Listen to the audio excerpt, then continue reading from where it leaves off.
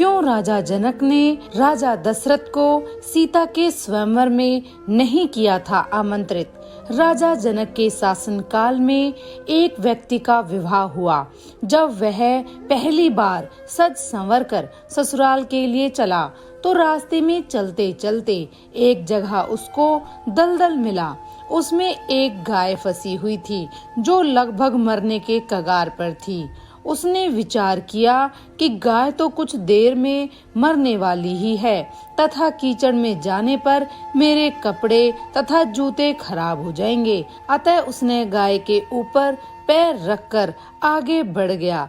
जैसे ही वह आगे बढ़ा, गाय ने तुरंत दम तोड़ दिया तथा शाप दिया कि जिसके लिए तू जा रहा है उसे देख नहीं पाएगा।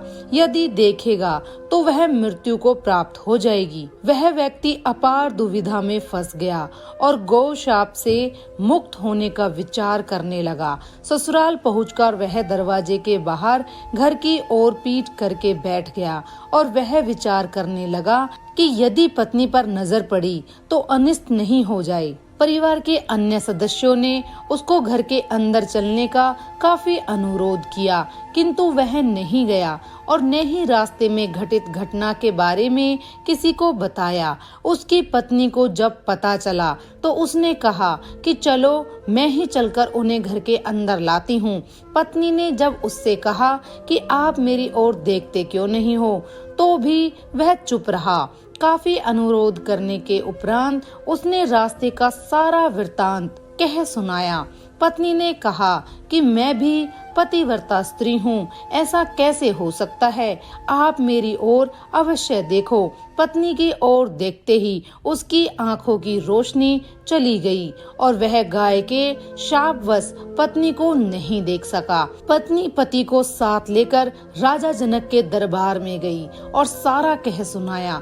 राजा जनक ने राज्य के सभी विद्वानों को सभा में बुलाकर समस्या बताई और गौ शाप से निवृत्ति का सटीक उपाय पूछा। सभी विद्वानों ने आपस में मंत्रणा करके एक उपाय सुझाया कि यदि कोई पतिव्रता स्त्री छलनी में गंगा जल लाकर उस जल के छींटे इस व्यक्ति की दोनों आंखों पर लगाए तो गौ शाप से मुक्ति मिल जाएगी और इसकी आंखों की रोशनी पुनः लौट सकती है।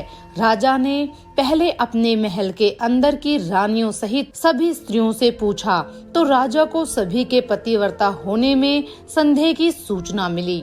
अब तो राजा जनक चिंतित हो गए। तब उन्होंने आसपास के सभी राजाओं को सूचना भेजी कि उनके राज्य में यदि कोई पतिव्रता स्त्री है तो उसे सम्मान सहित राजा जनक के दरबार में भेजा जाए। जब यह सूचना राजा दशरथ को मिली तो उसने पहले अपनी सभी रानियों से पूछा।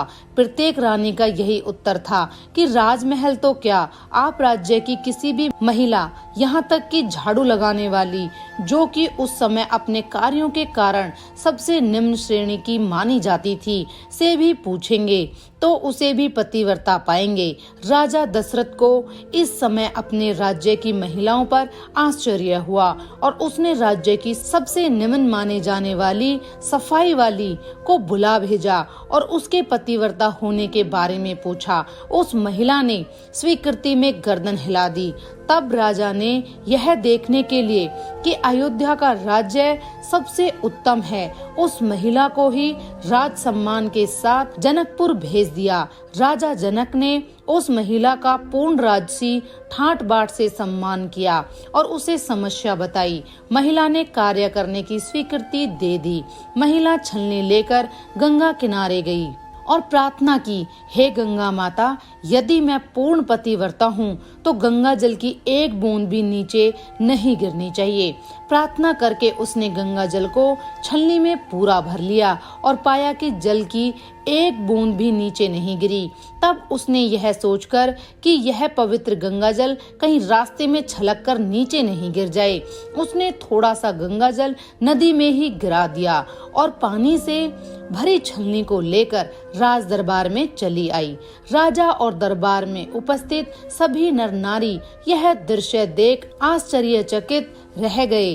तथा उस महिला को ही उस व्यक्ति की आंखों पर छींटे मारने का अनुरोध किया और पूर्ण राज सम्मान देकर काफी पारितोषिक दिया। जब उस महिला ने अपने राज्य को वापस जाने की अनुमति मांगी तो राजा जनक ने अनुमति देते हुए जिज्ञासावश उस महिला से उसकी जाति के बारे में पूछा।